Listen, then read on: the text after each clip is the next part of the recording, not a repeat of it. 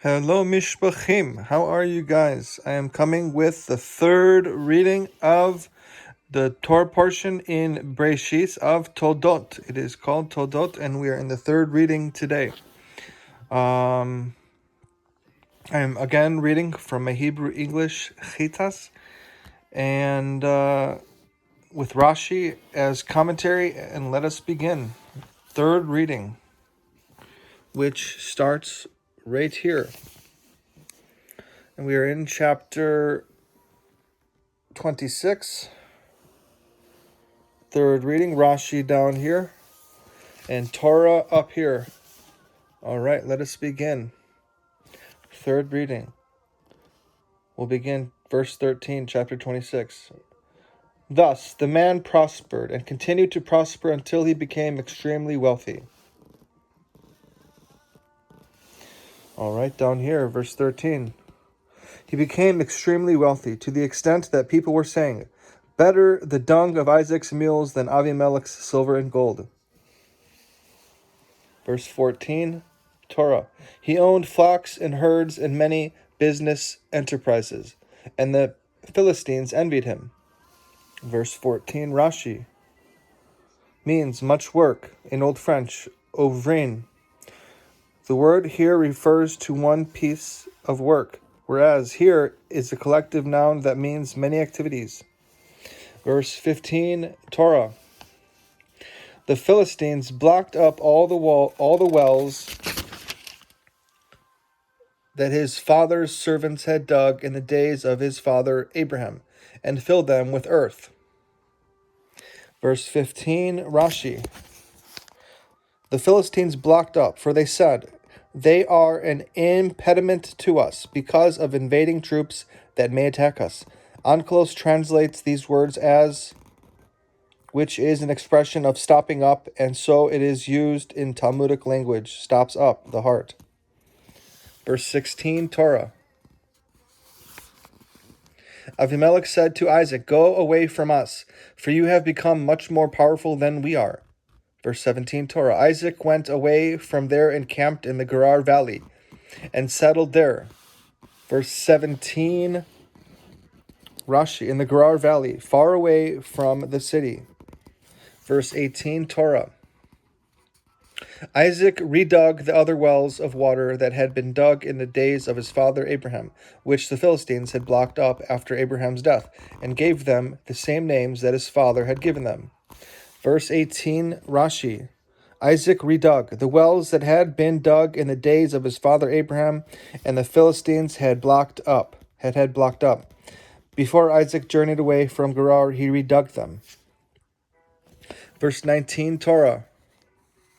Isaac's servants then dug elsewhere in the Gerar Valley, and found a well of fresh spring water.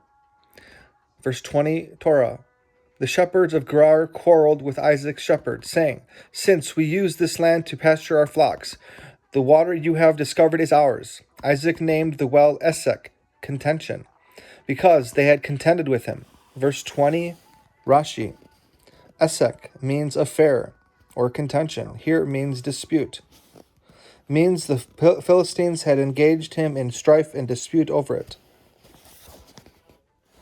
Verse 21, Torah. They dug another well, and they quarreled over that one too. So Isaac named it Sitnah, harassment. Verse 21, Rashi, Sitnah, nuisement, meaning harassment. Verse 22, Torah. He moved on from there and dug yet another well, and they did not quarrel over it. So he named it Rechovot, open spaces, saying, "For now God has granted us ample space to expand, and we will flourish materially in the land." Verse 22, Rashi. Although the verb here usually refers to having children, here its meaning is as Onkelos translates it, and we shall expand in the land. And that is the third reading of the Torah portion, Toldot. And I will read wisdom on the weekly parsha, and specifically on each individual Torah reading from the 22wRashi. And we are in the third reading, which is over here. I just read Genesis chapter 26, verses 13 through 22. All right. The yield of Isaac's crop was miraculously high. The title of this parshat wisdom is called True Joy. He owned flocks, herds, and many enterprises, and the Philistines envied him.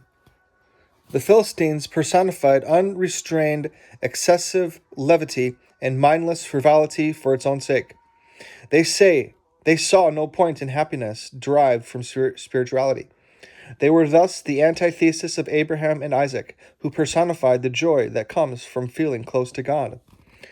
The Philistines, therefore, tried to appropriate the wellsprings of joy that were produced by Abraham and Isaac, erroneously claiming that there is no place for laughter and joy in the service of God, which should be serious and solemn. Happiness, joy, and laughter, they claimed, can only be used for empty levity and scoffing, which is why they plugged up Abraham's wells and claimed Isaac's for their own. Similarly, in our own lives, the forces of evil try to steer us toward sadness and depression, falsely claiming that negativity is somehow conducive to religiosity. In truth, however, nothing can foster optimism, joy, and happiness like the feeling of closeness to God that springs from a life devoted to the study of Torah and the performance of the commandments. And that is wisdom on the weekly parshiot from the 22wRashi. All right, you guys have a wonderful day. All right, Shavua Tov.